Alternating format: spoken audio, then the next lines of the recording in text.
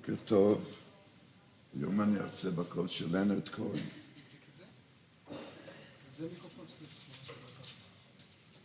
ככה, כן? שומעים? אז אמרתי שהיום אני ארצה בקורס של לנרד כהן. תסלחו לי על הצינון.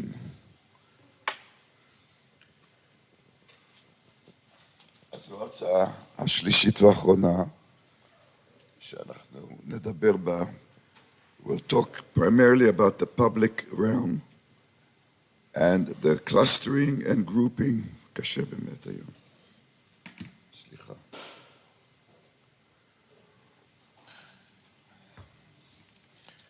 Of high-rise buildings in the city.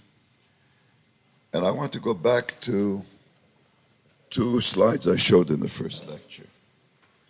The unité d'habitation, which I think also implied a particular urbanism.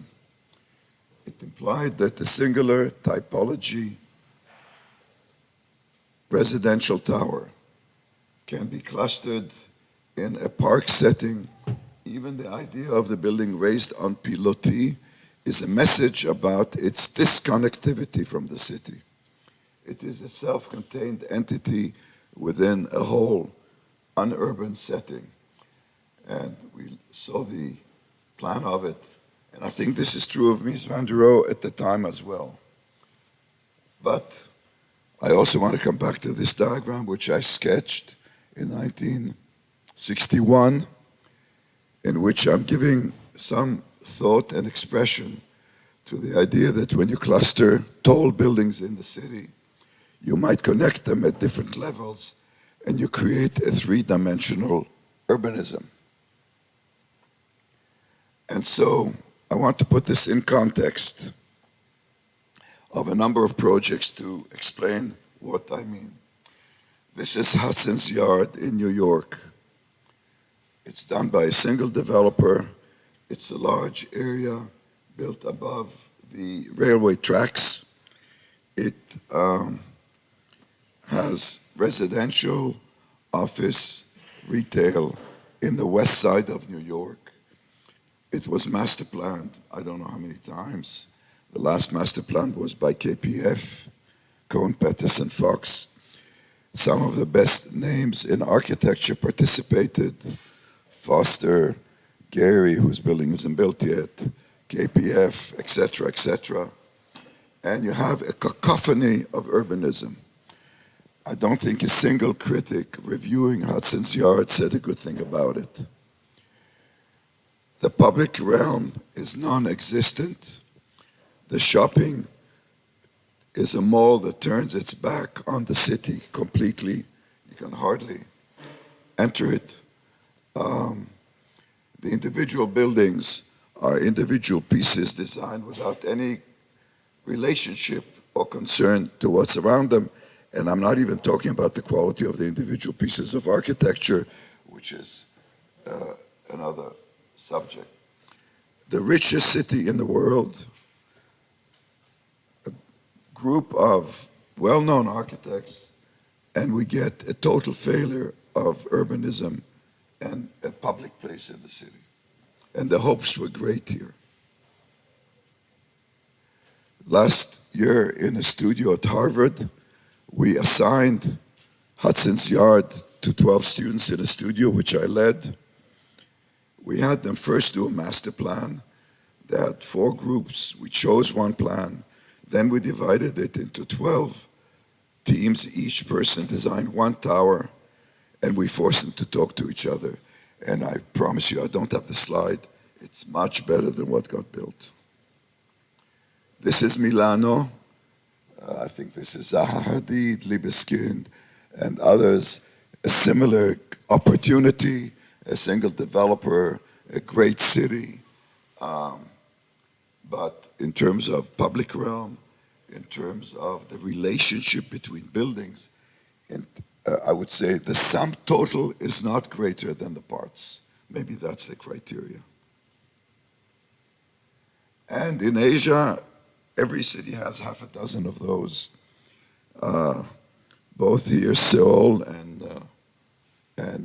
Hong Kong.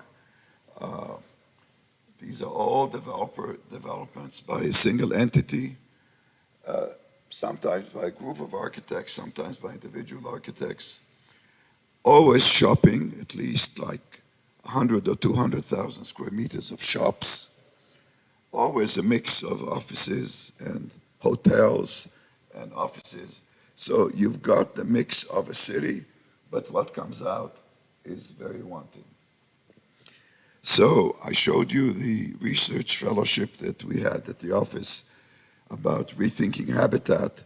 We also did one where we set out to rethink the relationship between high-rise buildings, towers as we build them in the city, first on a theoretical basis. It was the time of the competition for the World Trade Center rebuilding after 9/11.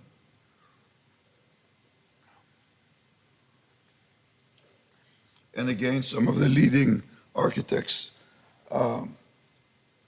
came up with schemes. This is a scheme by Eisenman, Richard Meyer, and Gwathmey Siegel, and Stephen Hall. So a group of serious architects.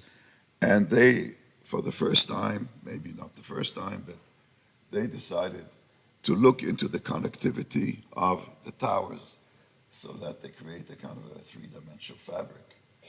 And what we did in the fellowship, we started assessing on some objective criteria. What is the impact on views? What is the benefit of connectivity? What are the physical attributes of this kind of clustering, and how successful is it?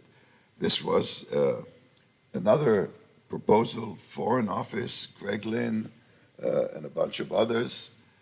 Here they create a powerful connection, mid-level, which is proposed as a public street. You can see it there, the yellow line in the section. And we were intrigued to see what works, what doesn't work. I won't go through the details, but it was fascinating to start analyzing this and the vertical system that serves it all. And then we explored some of our own theoretical clustering possibilities to see how and what comes out of it, which you can see here.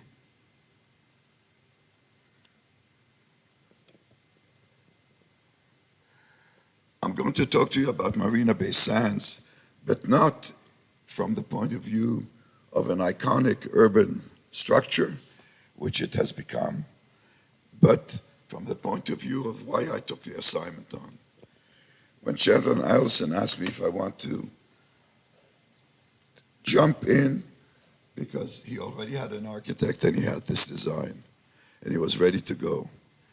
And the government of Singapore said to him, "We like your company, but we don't like your architect. We don't want Las Vegas in Singapore.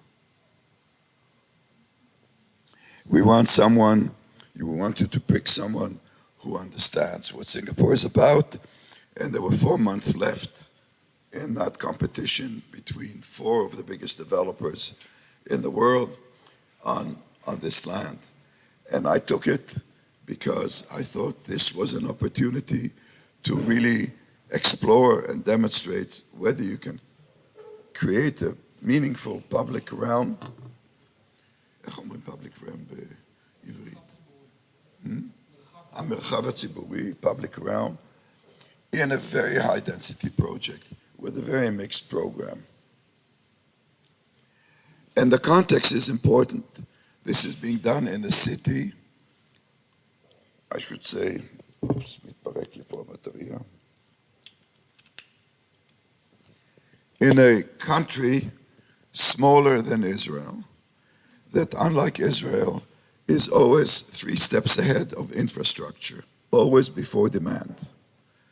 We're here, we build infrastructure 10 years after the demand. Singapore builds the infrastructure 10 years before the demand, or 5 years before the demand.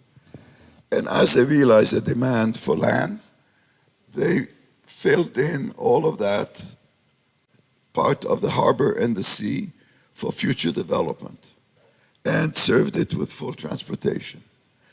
And when we came into the picture, they had this master plan. This is the land that they filled. You see our plan there. This is the Singapore River, which over there, there, Singapore River. They dammed this from the sea. They made this a sweet, fresh water reservoir. They created here a public promenade along the river, and their dream was to create a whole loop of public life around the water. It would be the equivalent of the whole waterfront of Tel Aviv, from Yafo all the way to Herzliya. It would be the equivalent of other waterfronts, all of it publicly accessible and as a very rich promenade of different activities. And we came into this with a great deal of respect for this idea, and the plan that we inherited, or at least saw, had put the major shopping right in the middle of the site and ignored this idea that the waterfront was for the people and really should be brought and animated into life. Singapore, when they offer a piece of land for development, have very precise and demanding urban design guidelines that tell you about view corridors, that tell you about planting the streets, that tell you about the connectivity of every site to its surrounding, and there are intense reviews to achieve it. And my own thought was that we need to create some kind of a cardo maximus, a powerful shopping, cultural street that runs across from one end to the other, connects to the promenade, but unlike Jerusalem, where the cardo maximus is in the heart of the city, here we would run it parallel to the water. And all of us always think of how fantastic this is. What we have to remember about Vittorio Emanuele in Milan, it goes from one public place to another public place, from the Piazza della Scala to the Duomo. It connects two parts of the city. That's why it is so successful. Also because it has light, and because it's urban, and because it has no doors, and it's not privatized in any way. It is truly public. That's the difference between this and every canyon in this country. And so we made this diagram, which was a kind of an inspiration. You have a promenade on the water, and you complement it, and you fuse them together into a singularity, partly air-conditioned, partly landscaped and open to the weather and the water, and they work together as a singular indoor, outdoor. And remember the climate in Singapore, it's 30 degrees every day, all year, no exception. And it's a little cooler at night. And also in cross-section as a diagram, we said we will create this indoor-outdoor street spine, cardo. We will plant our roofs and make them public, and we will extend that all the way and create a public park on the top. And also, the hotels will be woven together by an atrium, which is also the public realm, open 24 hours a day. We got a lot of points from the government of Singapore, and when they awarded the design to Adelson, they said that the project was picked in part because it got 100 points for the design and response to urban design issues.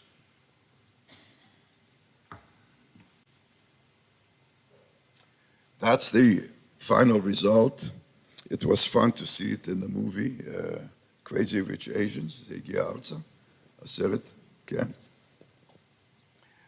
And what you see here is, is that that indoor-outdoor promenade connecting around the bay. The government built this pedestrian bridge to strongly connect it to the other side of the bay, part of the program that they demanded was that there should be cultural experience along that spine, and we built a museum of art science on this location. We have here convention centers, we have casino, we have 2 theaters, we have lots of shopping, and the 3 hotels set back with the Sky Park.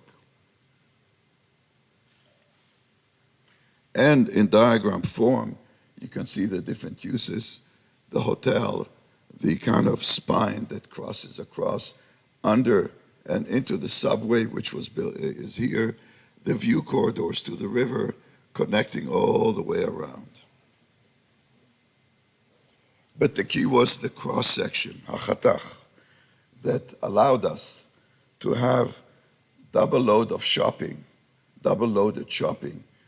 as we went under the water level with a promenade with more shops and cafes at this street, at this level, and other facilities looking to the view of the city above, with a very effectively shaded for the tropical climate, glazed, daylit arcade. And you can see also the parking and the subway coming from below.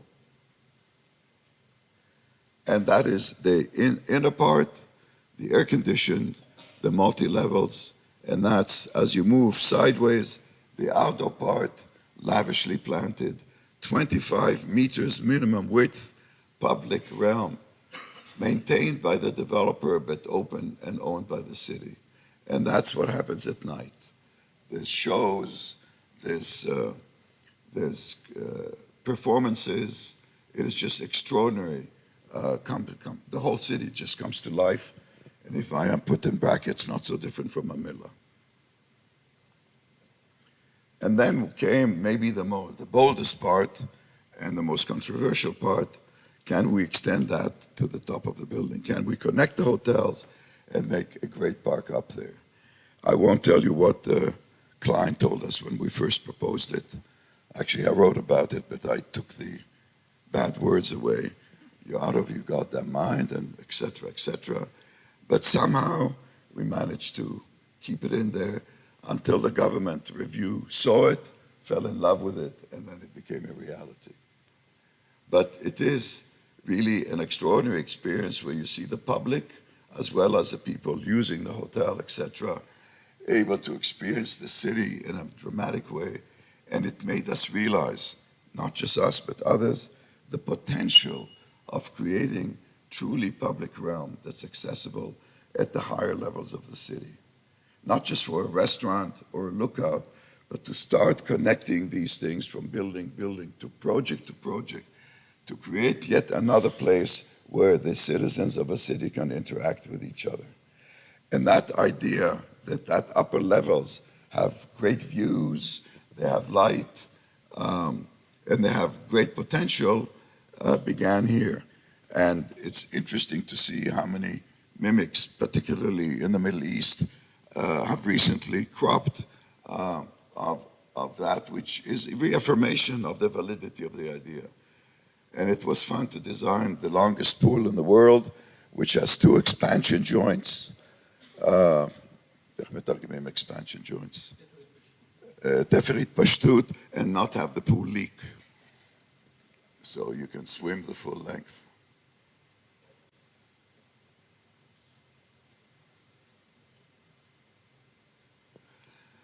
So after we completed this, some doors opened in Asia, and most specifically in the city of Chongqing, China. And I'm sure if I say who knows about Chongqing, there'll be two hands maybe. Who knows about Chongqing? Okay, it's the biggest city in the world. 38 million people. It's bigger than Shanghai. It's bigger than Hong Kong. And I didn't know about it either. It's in the middle of China. It's where the Yangtze River and the Jialing River meet. The Yangtze River is brown. The Jialing is pure blue water. They just come from different geologies and they meet at this point. blue and brown. And the site that the city was putting out for development was this site where the city was founded. It's called the Emperor's Landing. And the Emperor's Landing, the city just, it's like Lower Manhattan. It starts here and it goes on forever into the hills and the mountains. And its success is because it's all the big industries, Apple, phones, Hewlett-Packard, and unlike the coastal cities of China, it's really Chinese. I mean, you feel the culture and you feel the kind of intensity of people coming from the country into the city. And they had two competitions for this site, each of which the mayor and the chief of the party said, we don't like. So I was brought in by Capital Land, which is a Singapore developer, very large Singapore developer, for a third round to make a proposal, but they said we can't have a third round unless we have another competition, so they had another competition. It is 1 million square meters, a little more than that. The program includes a subway on the site, a 40-bus terminal, which is probably bigger than Tachana Merkazit, on the site, and a shipping terminal for all the ships that go down the river and come. All of that in the site as part of our program. To be honest, we never did anything of that complexity. Maybe never will. And that's the site 200 years ago, less 150 years ago. The stairs coming up from the ships, the tide, the floods coming up and down, the variation of the water level of the Yangtze before they built the gorges was many, many meters. Now it's a little more controlled. And the site was surrounded with gates. And as we excavated, we found one of the gates, and we restored it. And I'm telling you all of that because there's a site that has a major cultural, historical importance. And maybe that's why they kept looking for what they might do. So after working in Singapore, I realized that when you build in Chinese culture, you have to have a story. You cannot present a design and say, I did this, I did that, I did that. The sun comes from here and the sun sets there. They need a narrative. Sometimes it sounds like absurd narrative, but if it's exciting narrative, they get excited about it. So our narrative was that this was the place of the shipping. This was all the ships coming up and down the river from the coast all the way into the interior of the country. And these are the ships that used to dock at the site. And we said, the sailing ships are our inspiration. And I made this sketch of all the towers forming a kind of a mast and the sail ships going down the river, pulling the city together with them. That's the finished building. And they got very excited about the idea that this is shipping. And we even, as a variation, created a conservatory covered in glass, which is 200 and something meters long, which is like the mast of a ship. But in fact, it was the reiteration of the idea of public realm, except that here in the city that's 40 degrees at summer and cold at winter and very polluted. A sunny day like that you have to wait for. We felt it has to be enclosed, as we did. And so we had to reroute the traffic, which you see in red, around in order to take the pedestrian streets of the city, which are coming from the bottom, and extend them through the project as public streets open 24 hours a day to the piazza, which already existed on the other side. So all our shopping streets are part of the street system of the city. And the traffic is completely eliminated around, which you see in this diagram. And you see the piazza, which was there already. But then there was another bonus, because the city is much higher than the waterfront, about 5 floors difference. And so we had the pedestrian streets descend down to the plaza. And if you stayed at street level and slightly ramped, we created a public park on the roof of the podium. So the entire roof of the podium became publicly accessible park. The benefit of the city was that in addition to the piazza, they now had a large park, even though we have 1 million square meters of development, which you see here from above, and you see here the descent of the streets into the project, and everything you see here that's green is part of that public park, the bypassing roads, and the development of the park with lots of vegetation and sculpture, etc. And under them are the pedestrian streets, which are always seeing the towers above for orientation, leading all the way to the piazza. And then by separate public elevators, you can go up to the conservatory, where there are swimming pools, observatory, all kinds of restaurants, hotel, lobby, etc., which you can see here, all the stuff that's in that conservatory, accessible to the public, and really a big attraction for the city. The swimming pools in there and other, the observatory. And for a few yuans, maybe the equivalent of $5, you can walk up to the top through a hatch. You put a chain on yourself and you can walk all the way down from one end to the other, take in the city with a sense of danger.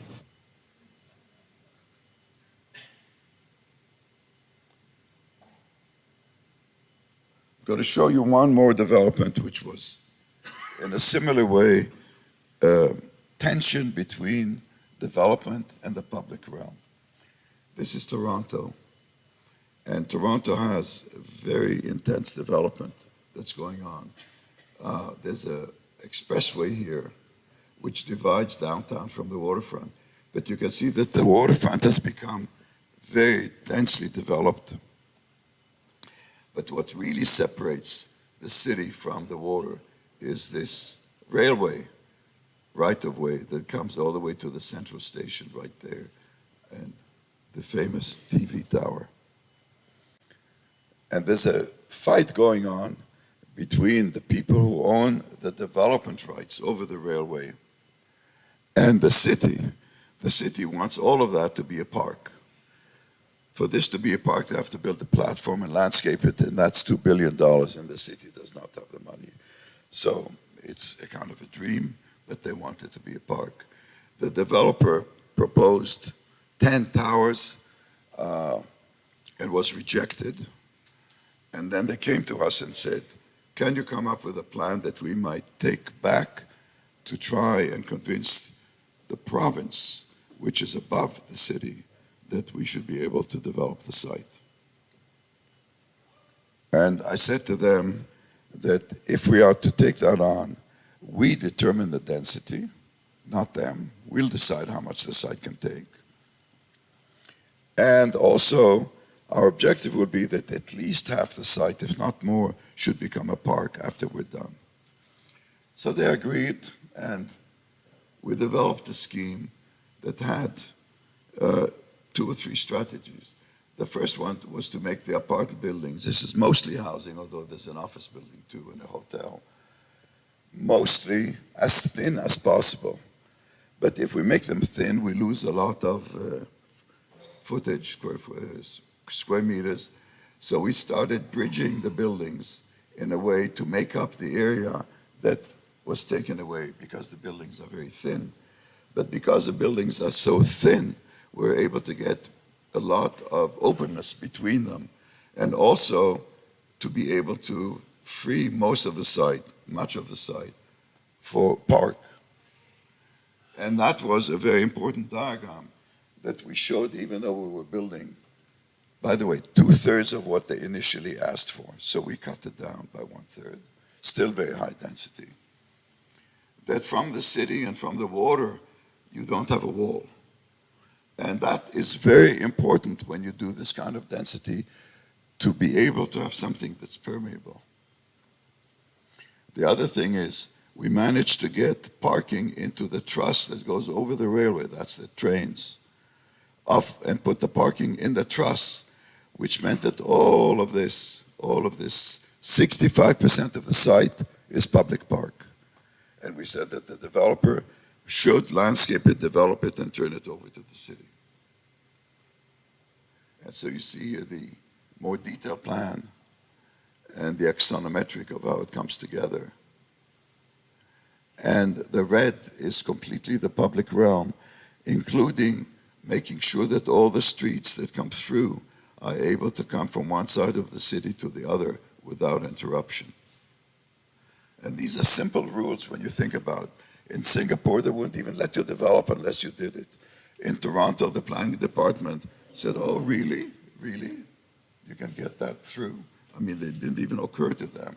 So that the role of the public agency here is extraordinary, although it was not really performed in Toronto. And you can see again the amount of square meters that we get above, and then the project in the urban fabric with the park, and here you see the extent of the park running from one end to the other. Kilometer and over of park, which becomes very useful in this part of the city. So, just to show you how things can get cynical, we went to a tribunal between the state and the city, the province and the city. The province decided that this plan is terrific and the city is wrong and gave them the permission to develop it. And they turned around and then got another architect who was going to do it for them. And they're trying now to negotiate, not doing all the park. So just to show you things are not so rosy always. The last project I want to show you has nothing to do with high-rise buildings, but it has to do with a discovery we made, which has to do with the integration of landscape and nature into the urban realm. And it started again, as things are, with a competition. The competition was by Changi Airport in Singapore to develop. There are 3 terminals here, 4 altogether. Terminal 1, Terminal 2 built after that, Terminal 3, and in the middle was a parking lot.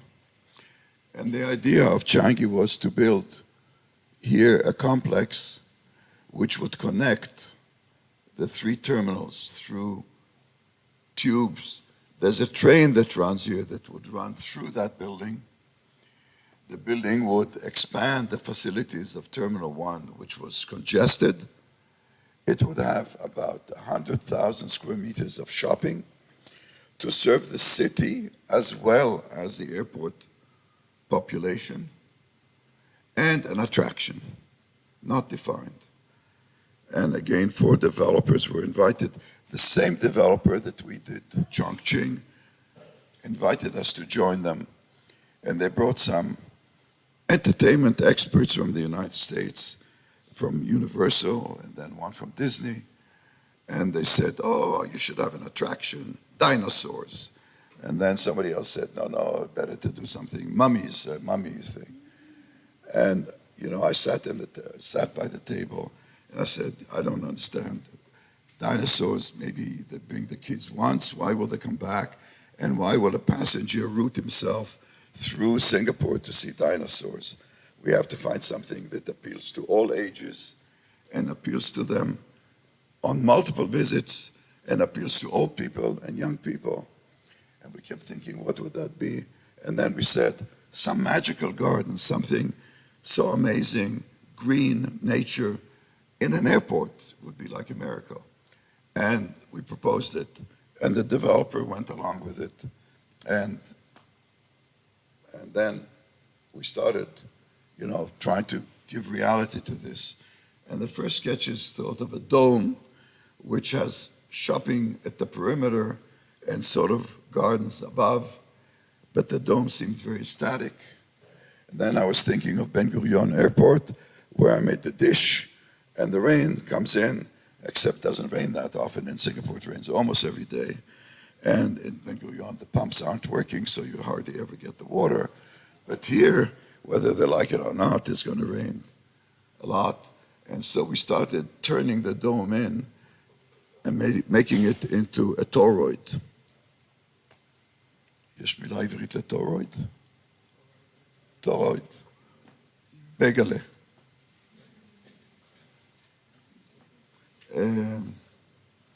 Which was structurally quite challenging because you have the feeling that it's going to fall in on itself. But we worked, as always, with the best possible engineers, best in the world, Bureau Apple, as we work with others, and started developing the idea with them, which is a place for me to say, I never started design without the engineer, structural engineer next to me. Never, because the potential of what you do with the materials, with your ideas, structurally, is informing the design from day one. And something amazing came out of it, because this toroid actually hangs in the middle. It's suspended in tension. And the cross-section then allowed us to have 4 levels of shops with light coming all the way down, circling the space. Another 3 levels of airport facilities, movies, and other shopping, coming down with daylight where the water is falling into the bottom, and 3 levels of parking under that.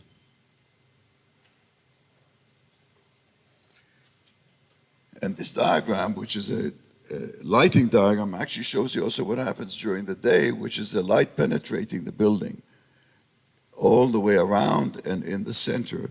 So daylight comes all the way to the even deep basements of the building. And at the lower level, you get this loop going all the way around. This is Terminal 1, this is Terminal 3, this is Terminal 2, and this is a train. And we had to build the building over the train while it was operating because they couldn't stop the train. And there's a roof plan so that we have the valley, which is all trails and stepping down and up, and we have the plateau on top, which is full of attractions for young, and there are net walks. We teamed up with Exploratorium of San Francisco, the Science Museum, and there's lots of scientific installation for young people in the park. And people come here for the whole day with their families, as well as passengers with all the bags walking around. And that's some of the developments of the geometry. Something difficult happened in the middle of the process, which is at some point we realized that our toroid, with its waterfall in the center, is exactly where the train is going through, in the middle. And so when it rains, as the trains go through, it'll get a good wash of the rain right on the center. And of course, that was technically not acceptable. And so we had to go asymmetrical on the toroid and shift the center to the side of the toroid. And if it wasn't for all the software programs we now have, from Rhino to CATIA, I don't think we would have been able to solve that, but it was quite fascinating. And you see here the asymmetrical toroid with the terracing of the planting coming up the hill, favoring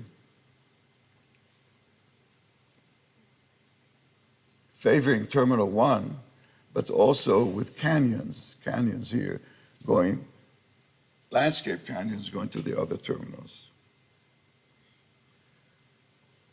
And you have the dilemma when you create a garden in the city, in the tropics particularly, but it wouldn't be any different in Tel Aviv, that you put glass over, where you need to limit the light for the comfort of humans. In other words, they wanted this to be no more than 24 degrees Celsius for the people. Even on hot, sunny days. But also, so we had to put fritting on the glass and all kinds of shades. But we had to get enough light for the trees to be really healthy and happy.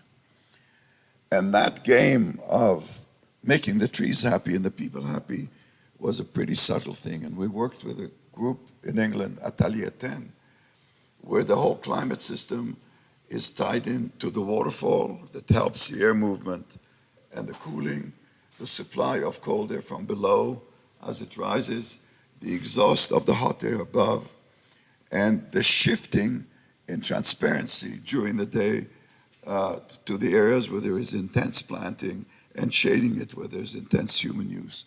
Very complex, tricky thing, but it's essentially something you have to do in a sustainable world where you want to bring nature into a place that's either very cold or very hot. And that's the outcome. We brought thousands and thousands of trees. It's now 6 years old. It's lush and healthy. The trees are happy, but they're being sprinkled every few days, and they are nourished with automatic systems of irrigation. There's a whole system to sustain the plant life in a way that gives it its longevity. And it attracts 300,000-400,000 people a day sometimes, 75% from the city, 25 passengers and airport people. You see here the waterfall on a normal condition. When it really rains hard, it's 18,000 gallons a minute. It's a real waterfall. And you have then the interface with the shopping, and the shopping never goes into the garden. Only little restaurants can look out. Basically, the shopping is its own world. The market is one thing, and the park is another. And I was thinking, it's not unlike what happens in the Middle East bazaars. You go in the bazaar, and then there's a square, and it's full of trees, but not in the bazaar. It's very similar kind of feeling. And only the restaurants have their terraces puncture through the planting, so you can sit and enjoy a dinner in nature. And also trails. And then the water comes down very noisy, and we realize we have to do something about that. And this is one piece of acrylic that was made by the Japanese, welded in location, that captures the water and takes it down and takes the thunder force away from it. And it's one of the attractions in the basements to stand by it and see the water crushing in from above. And the quality of light is just amazing.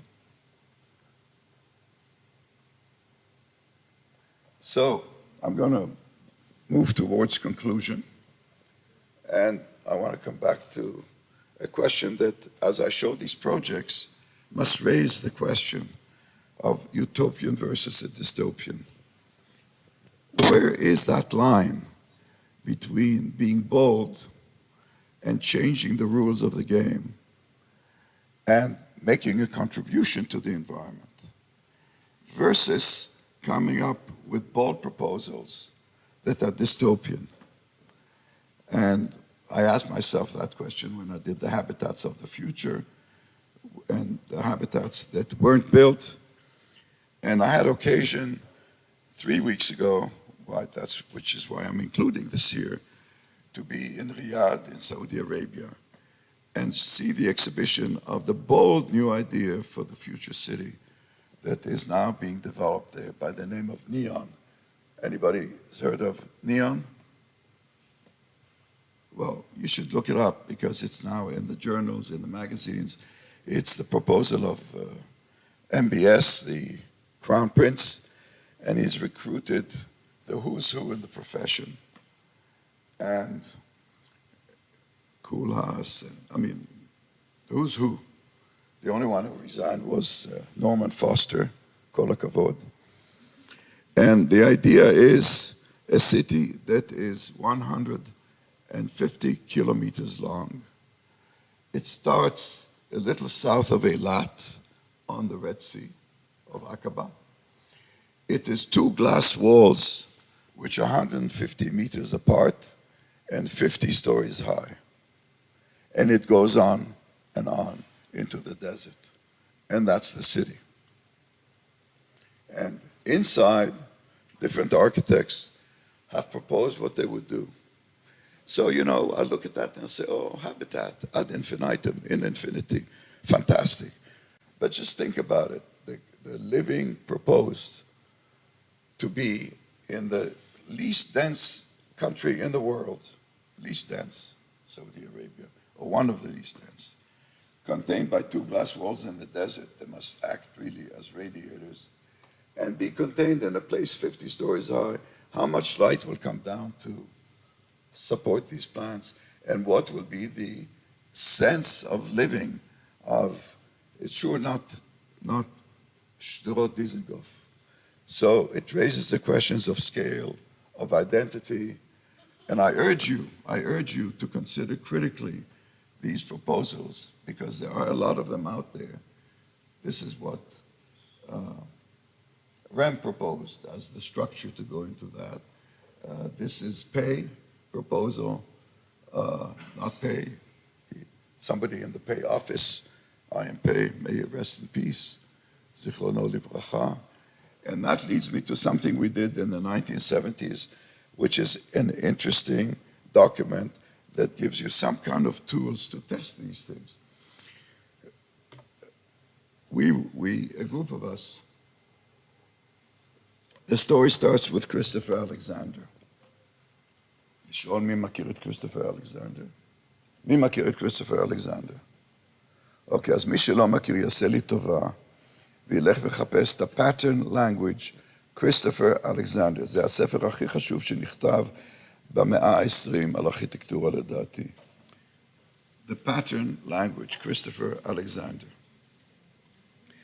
He was a good friend, and I thought with him, how do we make something that allows you to subjectively basically assess housing and environmental proposals. We each went our own way, but then in the 70s, after all the habitats that I showed you did not get built, we got a group together, which was Doshi from India, Cert from Harvard, Ardalan from Iran, Candilis from France, they were part of Team 10, and myself, and we wrote a Habitat Bill of Rights. Actually, Iran at the time presented that to the United Nations as a document to be embraced. So think of it, historically it's interesting, an Israeli architect prepares a document for the government of Iran to present to the UN. There's still hope. And that document, which is available online, actually went through the questions of identity, of privacy, of the balance between community, the scale of things, the size of things. When do we feel comfortable? When do we sit in a building that's so many miles long that makes us feel not so good? So it's one thing to look at dystopia and say, I think it's dystopia, but really try to create critical tools. As an epilogue, I want to go back to what I promised you in the first lecture about the original habitat. So as you know, it didn't get built. And then a year ago, Epic Games, I'm sure everybody knows about Epic Games because that's like hot video games. So Epic Games came to us and they said, we from time to time like to make sites available free to our users. And we want to take the original habitat, digitize it into virtual reality so that anybody who wants to can travel in it, can play in it, can do what they want in it. And we spent the last year digitizing what was then a hand-drawing building. And these are some of the renderings, but I'll show you a short teaser video. Some of the renderings that came out of it. They put in the materials. They looked at the furnishing of the units. They photographed the existing habitat to get the right textures. They put in the city all the whole surrounding city. So when this is done, you'll really be able to put your goggles or no goggles and just go live there. And when I saw it, it blew my mind because the scale and the lightness and the light coming under the buildings and all that surprised me, I'd say, very positively in terms of I wouldn't mind living there. And so this is just a teaser. It's not virtual reality. It's just the simulation. But on the 19th of May, there will be a public announcement and it'll become available for those who know Epic Games.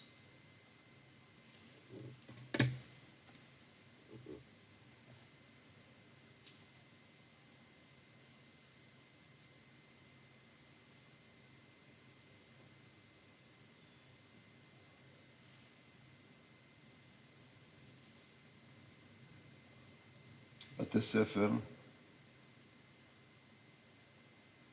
מוסדות ציבור בצד שמאל, משרדים בצד ימין.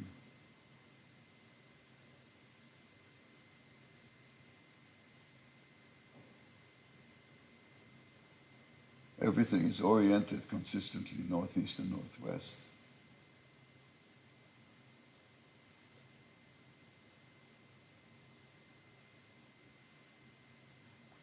So the interesting question is, this was designed in 1963, so it's exactly 60 years ago. And I think if I published it today, I'd feel okay about it.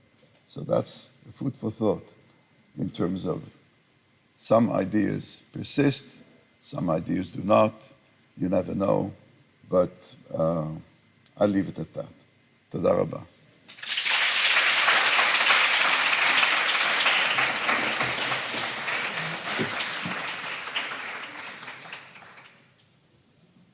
שאלות.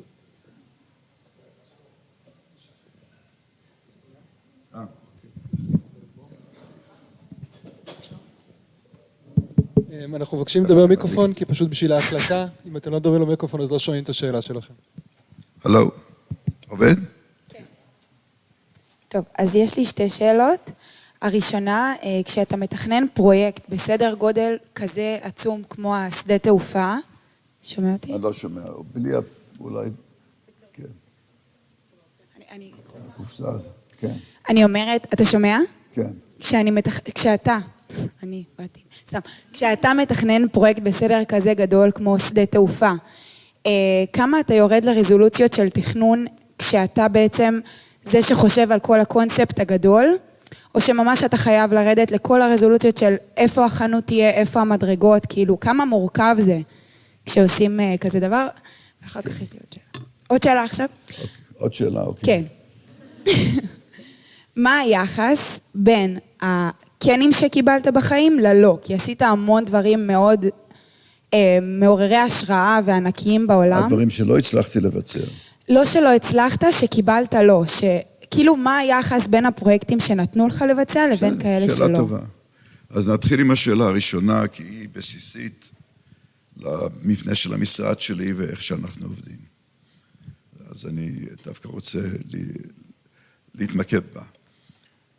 אחד הדברים הכי חשובים שלמדתי אצל לואי כאן, שואלים אותי מה הייתה ההשפעה הגדולה, אם הייתה הצורניות של הבניינים שלו, אבל מה שבאמת השפיע עליי בשנה שהייתי שם, זה תהליך העבודה, ויותר מזה, לא תהליך העבודה, אלא היחס שלו לשלבים השונים של העבודה. ולואי כאן היה לא פחות מעורב ומשולהב, הייתי אומר, שהוא עבד עם הצ'ארקול בסקיצות הראשונות, או שהוא איבד את הפרטים של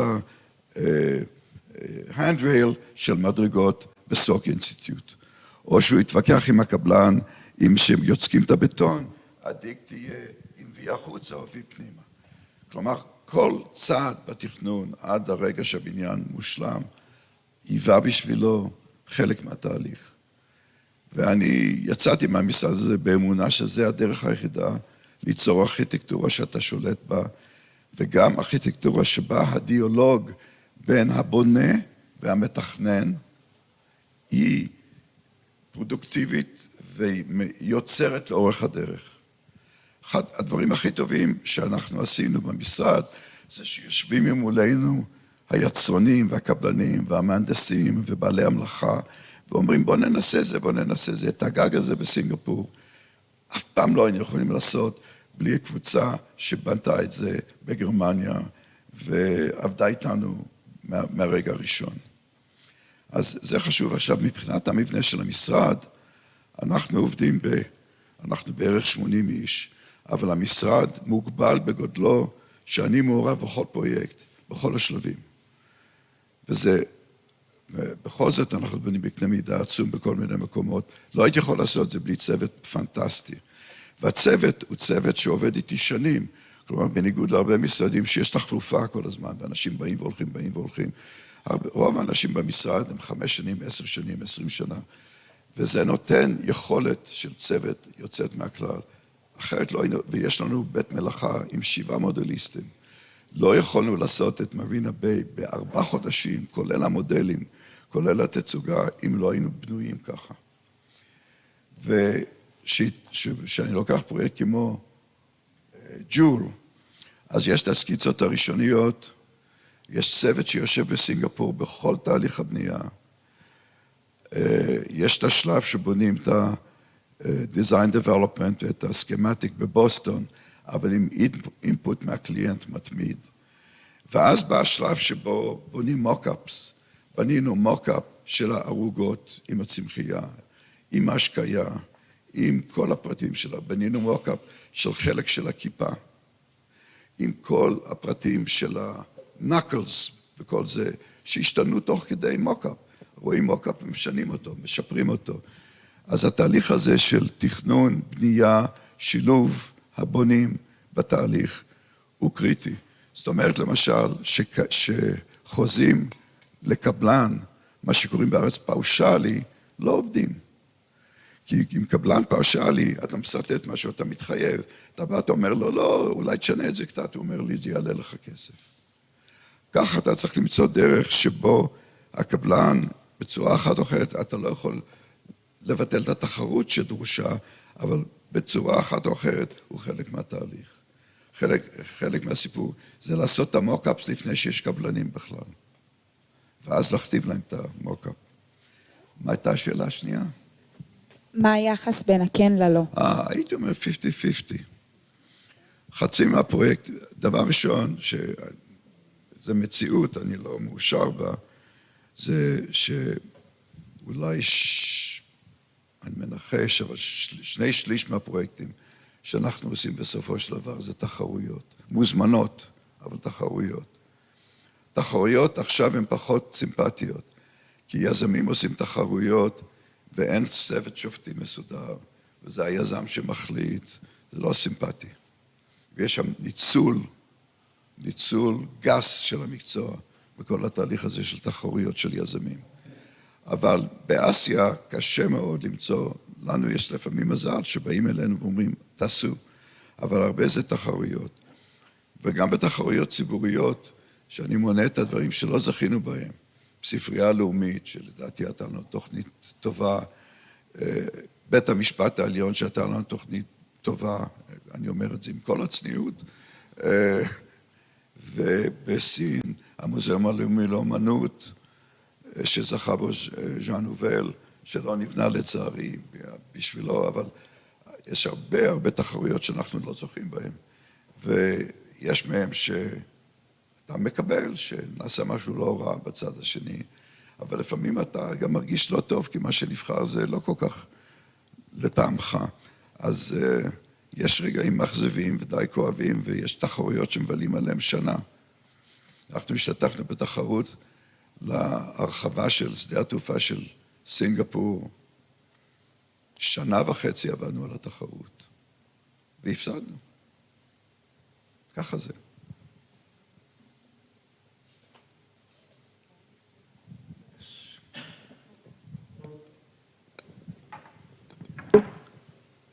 היי. אז אני מניח שמאז שהתחלתם לעבוד עם אפי גיימס על כל הבנייה הווירטואלית של המבנה שלכם, גם קצת... מאז שהתחלת לעבוד עם אפי גיימס, על כל הבנייה הדיגיטלית או הווירטואלית של המבנה שתכננת כבר לפני 60 שנה, אז תהיתי אם גם יצא לכם קצת להתעסק על איך המחיה שלנו, ככל שנתקרב יותר למחיה בתוך עולם דיגיטלי, איך היא תשתנה ואיך אולי היית מתכנן את הפרויקט הזה בצורה שונה, כשהוא בנוי בתוך עולם דיגיטלי שבו חיים ולאו דווקא בעולם הפיזי. יש את הפרויקט שיצרתם באפי גיימס, מבוסס על פרויקט שתוכנן לפני 60 שנה. אז נפשט את זה בצורה של איך היית מתכנן את הפרויקט הזה 60 שנה קדימה נגיד, אם הוא היה מתוכנן למחיה בתוך העולם הדיגיטלי. אתה שואל אותי, מה הייתי עושה היום, בניגוד למה שעשיתי לפני 60 שנה, שאולי יש לו משמעות 60 שנה. היום ואולי אפילו כאילו מחר. אז אני אגיד לך, אני מרגיש מאוד צנוע מבחינת predictions, מבחינת prophecy. אני כתבתי ספר לפני 20 שנה, The City After the Automobile, וזה היה מבוסס על הרעיון של on-demand vehicles, כמו האופניים, כמו הקורקינטים, מכוניות הופכות לרשות הרבים, ואין מכוניות פרטיות. וניסיתי להציג את הערים שייצאו מזה. אני חושב שעדיין יש לזה המון רלוונטיות, אבל בחלום שלי לא חשבתי על מכוניות שאין בהן נהגים. מכוניות אוטונומיות. אני גם לא חושב שזה כל כך קרוב, אבל זה יהיה בסוף.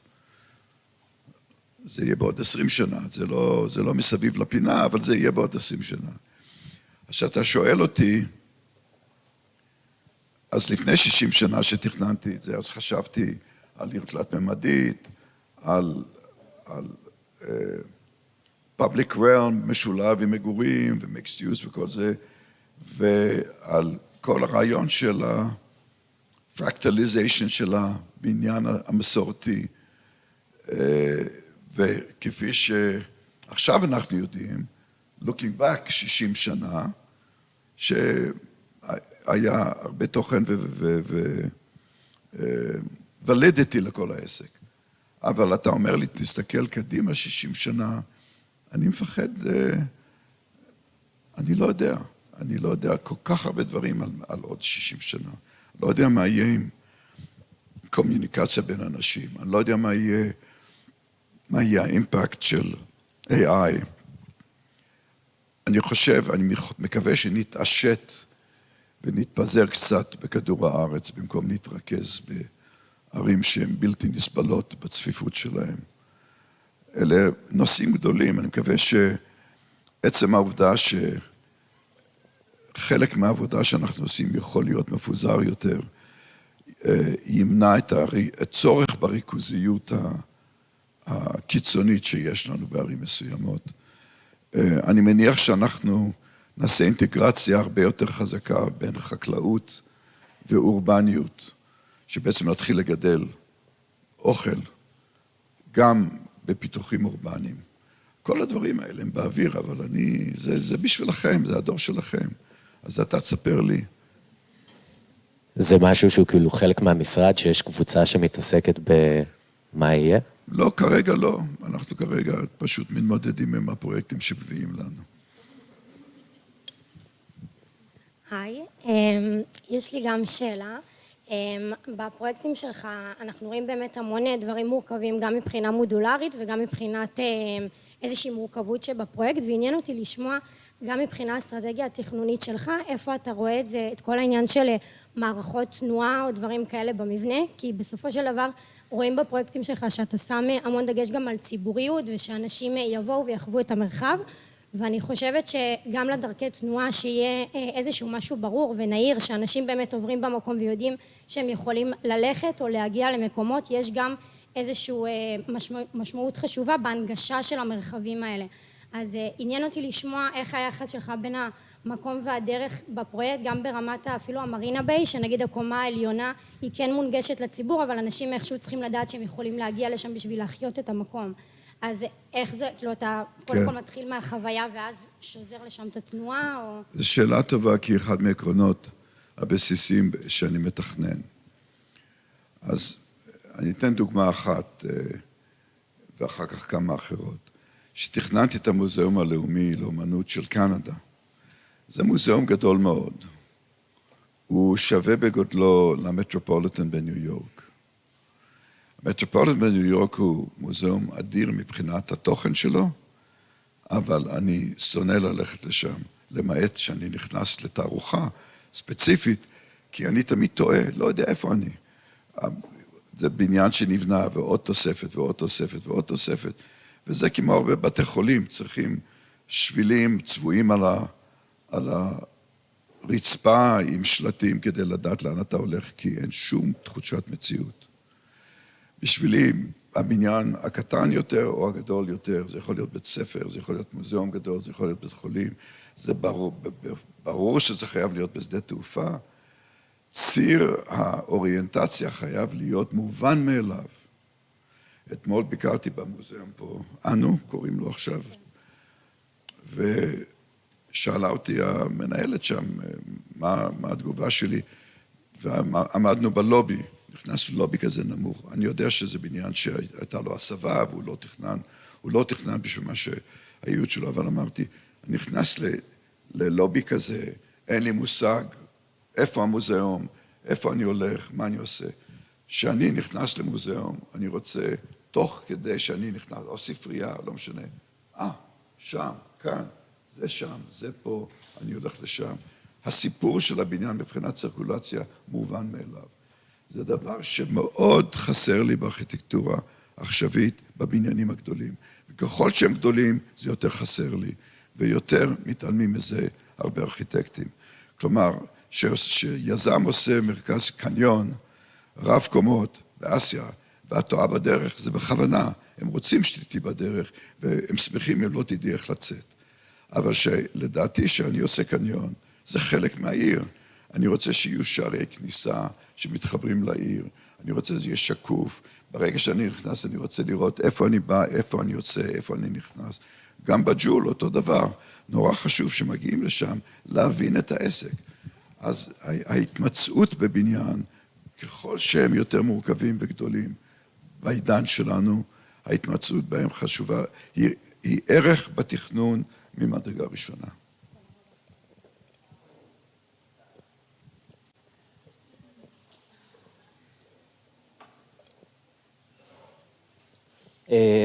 אז השאלה שלי היא, בהרבה פרויקטים הראית את החיבורים העיליים בין המסות, בין מבנים שונים, ואני רוצה לשאול על איך אתה רואה את החזון של העיר ברמה התלת-ממדית, ברמה של המפלסים העיליים האלה, מה באמת קורה שם, איך זה באמת חי הדבר הזה? את העיר העתידית באיזה רמה? סליחה? בפרויקטים שלך הצגת את החיבורים בין המבנים במפלסים גבוהים, בין אם זה במרינה ביי ובפרויקט של סין, ואני רוצה לשאול בחזון שלך איך אתה רואה את החיים בעיר במפלסים שונים בעצם, אם העיר באמת יכולה לחיות ב-level הזה, כי אתה מנסה להנגיש, אתה אומר כל הזמן שהמקומות האלה הם ציבוריים. אני מבין את השאלה, הייתי עונה הולך אחורה 100 שנה לתנועה שקראו לה The Garden City. לפני 100 שנה הייתה התנועה, אני חושב שהתחילה באנגליה, שה-The Garden City הייתה לה הרבה השפעה על ארכיטקטים מסוימים בארצות הברית. מבחינה מסוימת גם פרנק לויד רייט היה מושפע מאוד ממנה, שהאידיליה זה Garden City, לחיות בגן. זה היה בעולם אחר, שהאוכלוסייה שלו, של הפלנטה שלנו הייתה, אני מניח בימי פרנק לויד רייט הייתה 3 מיליארד, 2 מיליארד אולי, היום אנחנו 10 או קרוב לזה. אז זה עולם אחר. אבל השאלה היא, האם הרעיונות של גארדן סיטי עדיין תקפים, ומה צריך לעשות כדי להגיע אליהם? כי יש ערים היום בעולם, שאתה מרגיש שאתה בגארדן סיטי, שיש הרבה שטחים פתוחים, שהם נגישים, שהם קרובים אליך, שאתה בטבע, שיש הרבה ירק. אפילו סינגפור הצפופה, בגלל שהמדיניות שלהם, שכל כברת קרקע וכל גשר וכל פלטפורמה מלאים צמחים ושותלים עליהם, וכל רחוב יש נטיית עצים וכל זה, אתה מרגיש, ואתה לא יכול להיות מפעלי תעשייה כי הם סובבים עם עצים, אתה מרגיש איכשהו בגארדן סיטי, אתה מרגיש קשר לטבע. ובשבילי זה עדיין נשאר החלום של הספיסיס האנושי. וככל שהצפיפות יותר קשה לעשות את זה, אבל עדיין זה האתגר. ואני חושב שהדברים הקטנים, כמו מרינה ביי וכל זה שאנחנו עובדים עליהם, שואפים לדבר הזה, לא תמיד בהצלחה, כי אתה מוגבל במציאות של היזמות של היום. אבל כשאני מסתכל קדימה, אני רואה ניידות קלה, מה שאין לנו היום, ניידות קלה בעיר, שקל יהיה לך ללכת מנקודה א' לנקודה ב' לנקודה ד', בלי מה שאנחנו עוברים היום בפקקי תנועה ובתחבורה ציבורית שהיא לא סימפטית, ובמעבר מאחד לשני. את זה אנחנו אולי נפתור.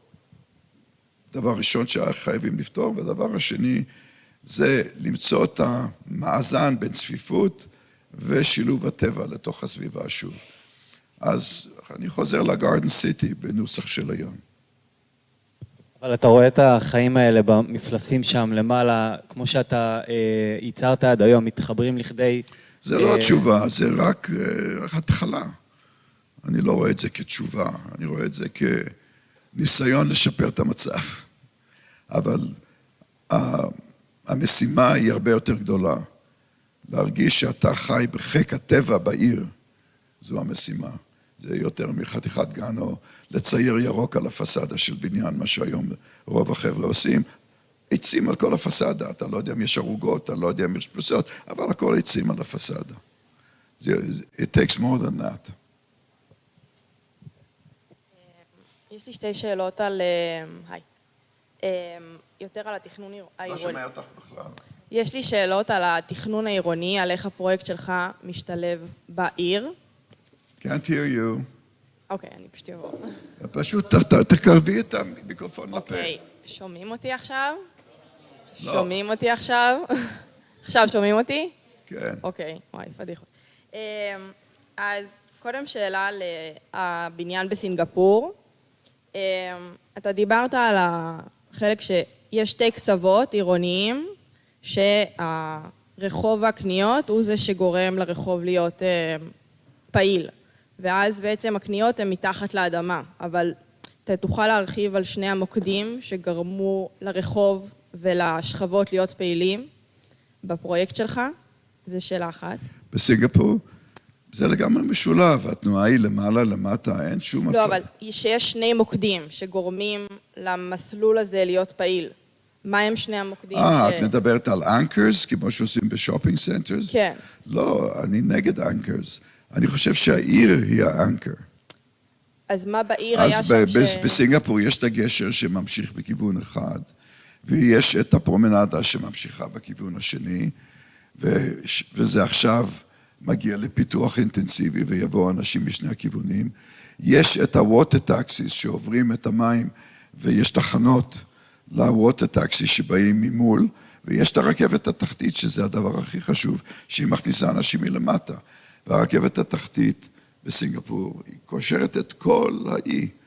אז זה בעצם מקור התנועה העיקרי, שאנשים באים ויוצאים משם, אבל בכל מקרה זה מתקשר לעיר בכל הכיוונים. אז המוקדים היו כבר קיימים, ואתה יצרת את הדרכים, או שאתה גם יצרת את המוקדי עניין? לא הבנתי. דיברת על ההבדל בין הרחוב בירושלים, שיש בו שני מוקדים עירוניים, וכדי תראי, אותו דבר בממילה. מה זה האנקרס? שער יפו זה אנקר, אני לא המצאתי אותו, הוא היה שם. והעיר החדשה וחנויות בבן יהודה וכל הסביבה שם, זה האנקר השני. ממילה נולדה עם אנקרים קיימים, אני פשוט ניצלתי אותם. אני חושב שבקניונים, שמנותקים מהעיר, אז תמיד יש צורך לעשות אנקרס כגון מרכז כלבו, משהו כזה, בגלל שהם לא קשורים לעיר.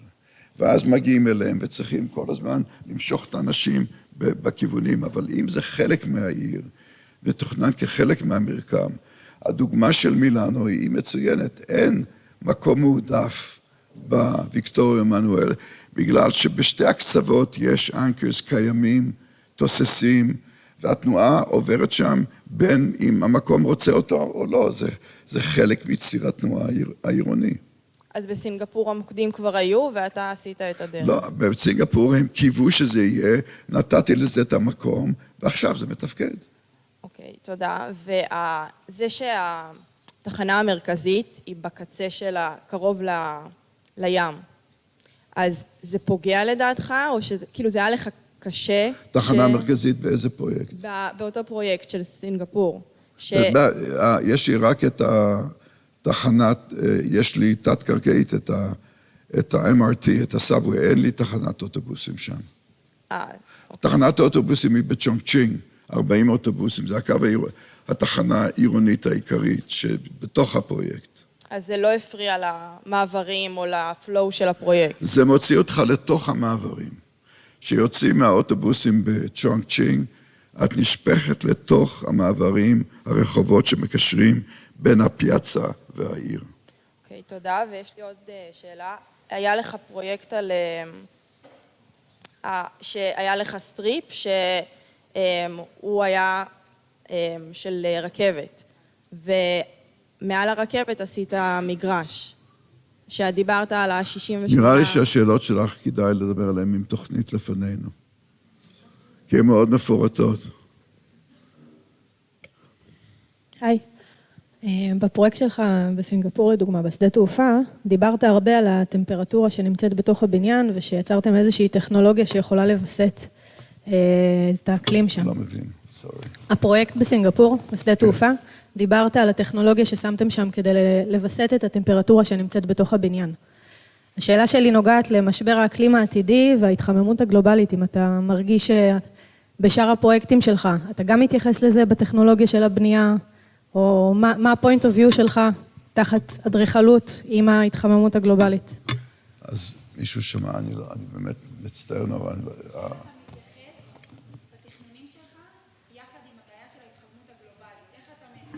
התחממות גלובלית? אוקיי, תודה. תודה, יוסיף. אני מציע לעשות משהו. הם מכוונים בכיוון ההוא, אבל לא מכוונים לבמה. התחממות גלובלית. זה נושא כבד. נושא כבד. מה אנחנו יכולים לעשות בפרויקט ספציפי?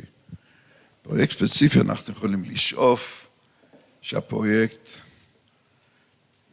יצרך מינימום אנרגיה ויוציא מינימום קרבון דיאוקסייד, ואת הפרמטרים אנחנו מבינים. השאלה היא באיזה מידה לאדריכל יש שליטה בדברים האלה במסגרת של business as usual. והניסיון שלי בנושא הזה, שזה תלוי לגמרי בקליינט. למשל, בפרויקטים מסוימים יש לנו את הפוטנציאל של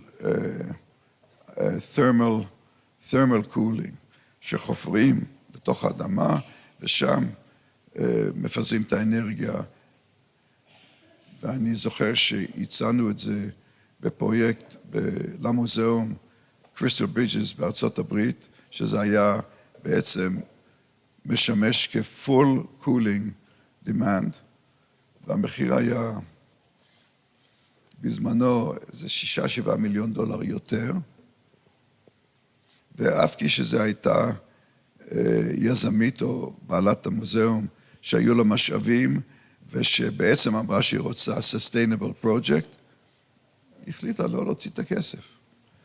ואז מבחינת, אני אדבר אחר כך על ה-leads rating, אבל מצד שני, יש מקומות שבה הקליינט עושה את הדברים האלה, לא מפני שהוא נדיב, אלא מפני שכופים את זה עליו בחוק. בסינגפור הרבה מהדברים האלה כופים בחוק. במרינה ביי סאנדס היינו צריכים להגיע להצללות, למערכות אנרגיה מאוד יעילות, ולקבל את מה שהם קוראים גולד ליד, הם לא קוראים לזה לידס, אבל משהו כזה, אבל שם היזם עושה את זה כי אין לו ברירה. בארצות הברית, לידס זה voluntary, you can be platinum, gold זה, יש קליינטים שרוצים את הפלטינום כפרומושן למותג שלהם. אז אתה תלוי בסופו של דבר, כי הרעיונות הם שם, יש כל מיני רעיונות, יש גם רעיונות מרחיקי לכת, אבל הם יקרים, לפחות בטווח הקצר. זה משלם את עצמו ב10 שנים, ב5 שנים, ומבחינה זו אתה לא שולט במצב. אנחנו עובדים עם יועצים מאוד מתוחכמים, הראיתי לכם בג'ול, אני לא פירטתי, אבל כל מיני צעדים שונים מנסים לנצל שטחים שיש לנו לפוטו-וולטאיק במידת האפשר, אבל יש תמיד תחרות מסוימת. גגות עם פוטו-וולטאיק שגם רוצים לנצל אותם לצמחייה ולאנשים. כלומר, הבעיה עם לידס, שכפי שהראה ארכיטקט ציני, הוא תכנן דורמיטורי לאוניברסיטה ב-UCLA, שבה כל חדרי השינה מופנמים לתוך קובייה בלי חלונות בכלל, עם חדרי מגורים קטנים בפריפריה. זאת אומרת, גוש שלם של תאים ללא חלונות, וקיבל פלטינום לידס. זאת אומרת, לידס לא שואלת אותך מה איכות הסביבה, היא רק סופרת מספרים. אפשר לעשות בית ספר בלידס, לעשות חלון קטן גבוה, שבייחוד באקלים חם, לקבל הרבה נקודות, אז איזה סוג כיתה זה? מופנם לגמרי. אז לדעתי את לידס צריך להרחיב, שהאיכויות שבסביבה הופכים לחלק מהמדידה. אחרת קשה להתייחס לזה ברצינות. תודה. שאלה אחרונה? מעניין אותי איזה מהפרויקטים שלך אתה הכי אוהב ולמה. מעניין אותך? איזה מהפרויקטים שלך אתה הכי אוהב? הכי אוהב? ולמה? ולמה? בדרך כלל עיתונאים נוטים לשאול, what is your favorite project? אז הוא אומר, אני עונה, I have 4 children and I love them all. יש לי 4 ילדים ואני מאוד אוהב אותם, אבל יש לי יותר מ4 בניינים, אז ננסה לענות על זה. אז הייתי מתחיל בהאבטת, שזה ללא ספק הדבר הכי מהפכני שעשיתי. איך הצלחתי לעשות זה בגיל 25, אני לא יודע, אבל זהו זה. אז זה עדיין בין הבכורה, בת בכורה, whichever, both maybe, ועם הרבה, יש לי הרבה אהבה לבניין הזה. הבניין הבא שהיה בשבילי ברייק כזה, זה היה המוזיאום הלאומי של קנדה באוטווה, שבעצם היה המוסד הגדול הראשון שתכננתי, גם מוזיאום וגם מוסד ציבורי, וכל השאלות של the public realm ובניין תרבותי שפותח את עצמו לעיר ומזמין מהעיר, התעוררו בבניין הזה, והייתה לי קליינטית פנטסטית, יושבת ראש המוזיאום, שלמדתי הרבה ממנה. ואם אני מתקדם, הייתי אומר יד ושם היה פרויקט שהתיש אותי, נפשית ופיזית כמעט.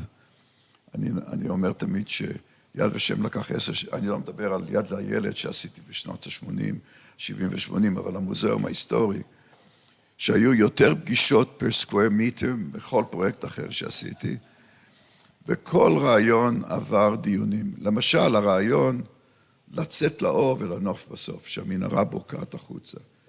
אין סוף דיונים אם זה הדבר הראוי לעשות או לא, אבל בסוף הצלחנו.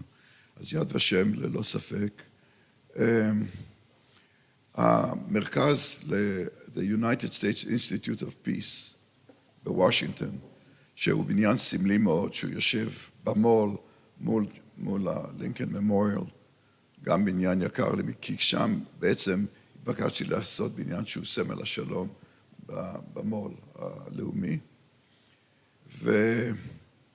ופרויקט לא מוכר ביותר, שבו הייתה לי פריצת דרך גיאומטרית, זה פרויקט בוויצ'יטה, מוזיאום למדע, Exploration Place, שבו התחלתי לפתח גיאומטריות חדשות, שאחר כך היו לעזר פרויקטים אחרים. הייתי מזכיר את ההודים בפונג'אב, המוזיאום הלאומי של ההודים, ואת מרינה ביי, שהייתה פרצת דרך אחרת, ובעצם פתחה את הדרך לאסיה. בערך.